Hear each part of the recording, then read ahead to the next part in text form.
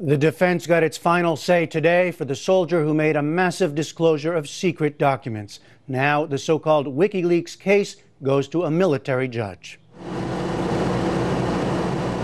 As Army Private First Class Bradley Manning arrived at Fort Meade, Maryland this morning, a handful of supporters stood by, some wearing T-shirts that said "Truth."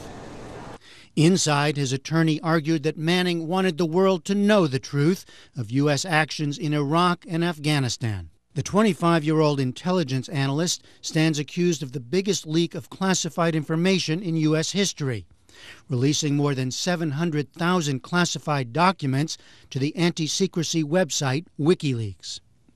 Manning was arrested in May 2010 while serving in Iraq and charged with 21 offenses. Last February, he pleaded guilty to some of the lesser charges, including misuse of classified information. The court-martial on the remaining offenses began June 3rd. A conviction of the most serious, aiding the enemy, could send him to prison for life. In their closing arguments yesterday, prosecutors argued that Manning was no naive soldier, but a traitor. The defense insisted today he should be seen as a whistleblower. Charlie Savage of the New York Times was in the courtroom for the past 2 days and joins us now. Charlie, welcome back. So, dueling portraits of Bradley Manning are being put forward. Tell us about the Manning you heard presented by the defense today. Sure. Well, so as your viewers probably remember, Bradley Manning has already basically confessed to being WikiLeaks' source. And so most of the facts in this case are not in dispute. He is the guy who sent them all those documents about different topics that vaulted them into world fame in 2010. The question is, how do we understand that? Was he a reckless anarchist and a traitor, as the prosecution said yesterday? And today, in its closing arguments, the defense had a very different portrait to show of a young man who they said was naive, perhaps, but well-intentioned, a whistleblower, someone who was concerned about all people and wanted to select document sets that would help spread debate around the world, lead to change for the better.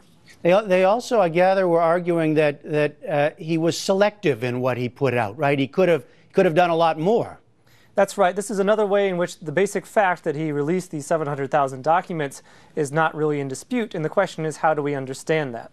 So the prosecution says this is massive, 700,000 documents. He couldn't possibly have even known what he was sending to WikiLeaks.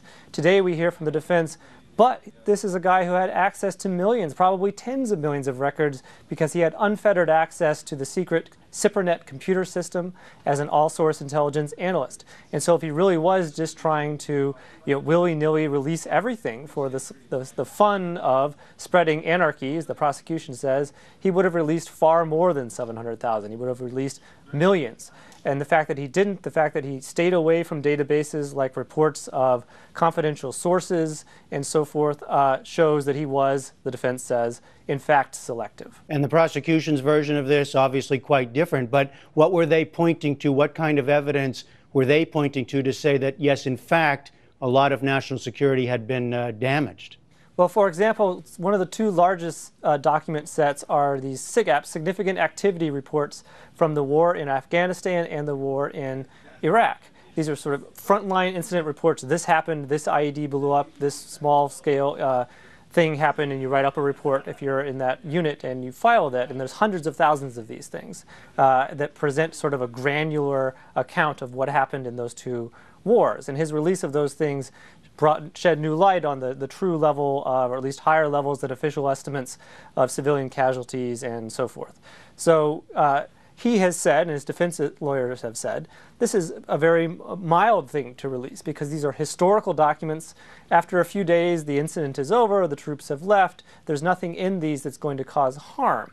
And the prosecution says, no, these things show our tactics, our protocols, how we handle responses to roadside bombings and so forth. And once the enemy can have this massive data set, they can mine that data to figure out what our procedures are and use those against us. So that's another sense in which two different spins on the very same set of facts. And what about WikiLeaks itself? Because from the very beginning, of course, how one looks at WikiLeaks has played a big role whether it is a news organization or what. So how much has that played into the final arguments here? Well, it plays a lot into it, because the most controversial charge facing Bradley Manning is that by giving information to WikiLeaks for publication on the internet, he indirectly aided the enemy, because when you publish information online, the whole world can see it, and the whole world includes enemies like Al-Qaeda.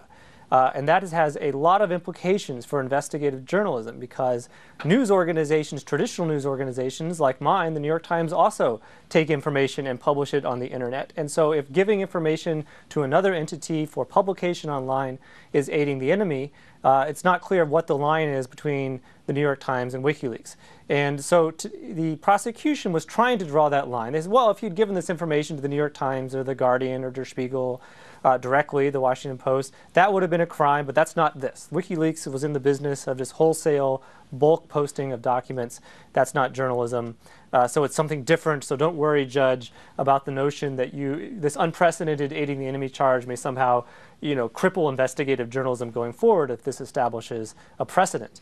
And the defense did not want that separation in the judge's mind at all. It's emphasized greatly. No, WikiLeaks is the same as the New York Times for legal purposes in this matter. It's the same as the Guardian. It's the same as Der Spiegel. They were engaged in bringing information to light, publishing it for the world to see. The fact that some enemies are also in the world and have internet connections cannot be enough, the defense says, for the leaker to be guilty of aiding the enemy, because if it is, we're in a whole new world in terms of what investigative journalism can do with its sourcing. And just briefly, Charlie, that aiding the enemy charge, the judge decided to keep that on the table. What happens next? Has she made clear when she's going to decide this? And but in addition to that, what other charges what's the most important charges? Well, as I just mentioned, I think that aiding the enemy charge is the most important one. That is the one that could set a precedent that changes a lot of things going forward in this country. Beyond that, the Espionage Act charge, and several of those are the most severe ones that he's facing. He also has some theft charges and some other things that are at a more significant level than what he has offered or already pled guilty to sort of unilaterally before this trial began. The judge has not said when she will rule. I imagine, having observed her behavior, that she's going to write a fairly lengthy statement of facts and law and findings that she'll read aloud when she does deliver the verdict, and that may take her some time, excuse me, if she hasn't already been working on it. So we'll find out. All right, Charlie Savage of the New York Times, thanks so much. Thank you.